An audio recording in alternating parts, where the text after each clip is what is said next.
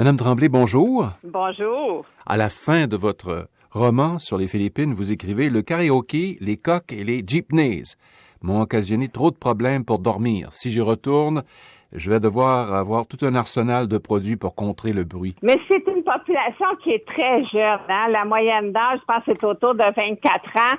Ce fait qu'il y a une jeunesse qui bouge et qui chante, qui se transporte un peu partout. Racontez, donnez-moi des scènes. Montrez-moi un peu à quel point là c'est vivant, les Philippines. Soir où on pensait avoir trouvé un hôtel qui était bien, qui était à l'écart de la route, qui était vraiment tout au fond. Bon, au devant, il y avait des piscines, mais en soirée, on croyait que c'était pour être calme. Mais finalement, il y avait 2 noces en même temps. Chacune des noces y allait de son propre karaoké. Le chaos infernal de son cacophonique, c'était incroyable. Quand on y va en touriste, puis qu'on est dans des endroits de villégiature, puis qu'il y a du bruit, puis qu'on est à côté d'une discothèque, puis bon, c'est pas grave, on vit avec ça. Mais quand on est là pour le travail, puis que le lendemain matin, il faut performer, on se demande comment ces gens-là, ils font pour arriver, mais apparemment, ils gèrent ça mieux que nous. Tant mieux pour eux, mais pour nous, c'est vraiment une adaptation. Là. Le bruit à ce point-là, où je m'en viens trop vieille, un des deux. Je sais pas. En tout cas, les jeunes récupèrent vite, ça c'est sûr.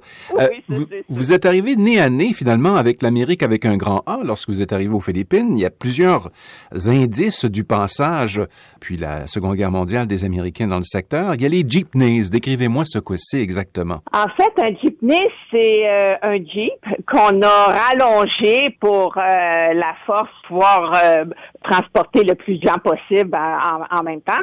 Et quand les Américains sont partis, ben ils ont laissé les jeeps derrière eux comme gage d'amitié à la population, mais finalement, ces gens-là, avec force d'ingéniosité, ils ont réussi à rallonger ces jeepneys-là où on peut transporter des fois jusqu'à 20 personnes, si c'est pas plus, parce que des fois, ils sont sur la toiture, ils sont accrochés sur les côtés, ils sont un petit peu partout. Puis, évidemment, ils sont décorés de façon extraordinaire. Moi, ils me fascinent, puis ils ont tous chacun une prière ou un proverbe là, qui alimente là, leur devanture. Alors, vraiment, c'est quelque chose à voir, à expérimenter aussi, parce que quand on se fait transporter là-dedans, faut pas trop souffler de claustrophobie quand on se retrouve au fin fond, puis que là, notre prochain arrêt est le suivant, puis qu'on vous lance pratiquement hors de la portière là, prendre votre arrêt. Mais sinon, c'est charmant. J'adore. Vraiment, ça décore bien le paysage. Mais ce que vous avez moins aimé, c'est la cuisine américaine. Les poulets frits Kentucky, les Burger King, il y en avait tout le long de votre chemin. Ça peut surprendre dans un pays qui est en principe pauvre. Ce sont pas des franchises américaines, ce sont des franchises des Philippines, mais ce sont des franchises avec beaucoup de friture. Je sais pas si les Philippins sont à ce point friands de friture, mais moi, ça m'a frappé parce que bon, en fait, on mange tout le temps aux Philippines. C'est incroyable. Je sais pas comment ils font pour garder leur minceur, mais moi, j'y arrive pas. La pause ici, on prend un petit quelque chose, un encas, une pomme, une poignée de noix, quelque chose. Mais là-bas, c'est pratiquement un repas complet. Ensuite, recommence le midi. Ensuite, la pause de l'après-midi. Ensuite, on se prépare. Avant de souper, on en prend une autre, puis après ça, on soupe. Alors, on n'arrête pas de manger. Je sais pas comment ils font, mais vraiment. Mais ils s'alimentent, somme toute, assez bien, parce que quand on mange en famille, vraiment, là, c'est autre chose. C'est les poissons farcis. Vraiment beaucoup de poissons, beaucoup de légumes. Mais quand on est sur le pouce le midi, j'ai trouvé que c'était beaucoup de friture aussi. Mais on fait la prière, des fois, lorsqu'on est au Burger King. On se prend la main, un peu comme dans les bonnes familles québécoises des années 50. Absolument. Les Philippines, c'est un des pays les plus catholiques. Je pense que si je me trompe pas, c'est à peu près 98% de la population qui est catholique.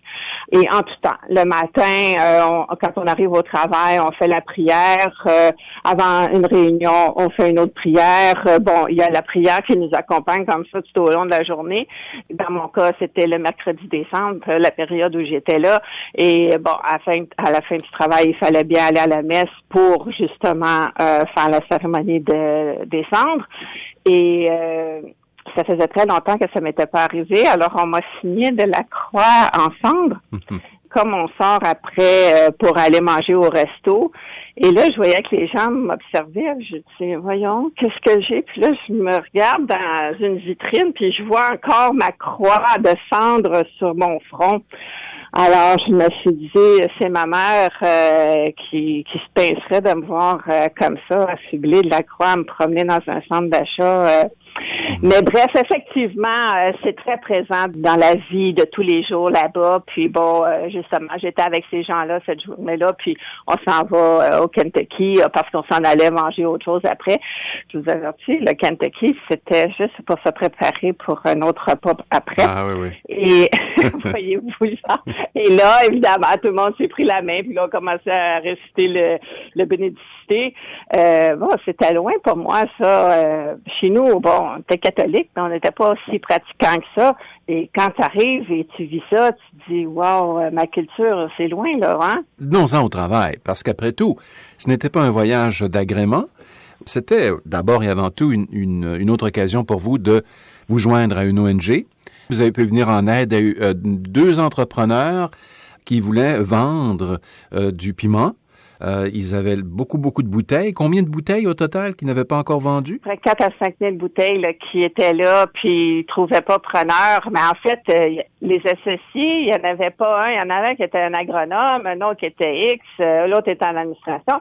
Mais finalement, il n'y avait pas un vendeur dans le groupe. Alors, on produisait, on encourageait nos fermiers locaux et tout, mais j'ai dit oui, mais qui fait les ventes? Comment vous payez vos salaires? Comment vous êtes capable de donner des redevances à vos fermiers? Il fallait se bouger, là.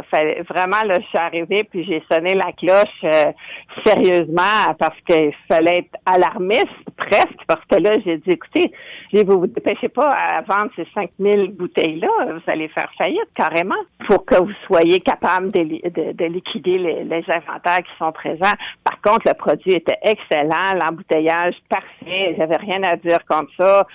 Les conditions d'hygiène au niveau de la production impeccables aussi. Vraiment, ils étaient rendus là. Ils étaient au niveau de leur marketing. Là, c'était alarmant presque. Est-ce que vous avez des contacts par la suite, une fois que votre contrat est terminé, avec ces gens avec lesquels vous avez tenté de faire mousser les affaires? Est-ce qu'ils vous écrivent en disant merci, là, finalement ça a fonctionné, ou vous découvrez après coup que c'est le désastre? Bon, moi, je reste disponible pour eux à 100%, ça c'est clair.